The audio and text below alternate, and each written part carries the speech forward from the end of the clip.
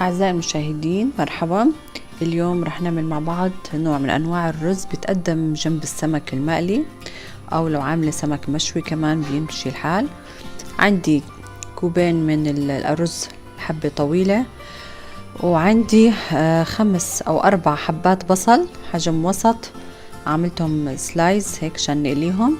طبعا قبل ما أقليهم هتبلهم شوي بالطحين والملح عشان يضل شكلهم حلو ومقرمش.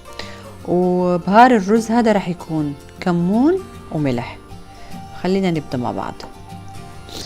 هيك أنا تبلت، حطيت ورقة نايلون، حطيت عليها طحين أو دقيق، وحطيت له رشة ملح، وتبلت فيهم البصل عشان لما ينقلى يضل معاكي كريسبي ومنظره حلو. هلا أول ما يحمى الزيت هقليهم ونغسل الرز عشان نبدأ فيه. هيك طفنا البصل المقلي مع الرز، هنقلبه تقليبتين. المية عندي عم تغلي، هلا بحطها، واخر خطوة عندي رح اضيف معلقة الكمون عشان ما يعطي مرار للرز. طبعا لليوم هيك صار جاهز. هذا نوع من انواع الرز بتقدم جنب السمك المقلي او المشوي، رز بالكمون وحطينا معه بصل مقلي. بتمنى انه يعجبكم. صحتين وعافية.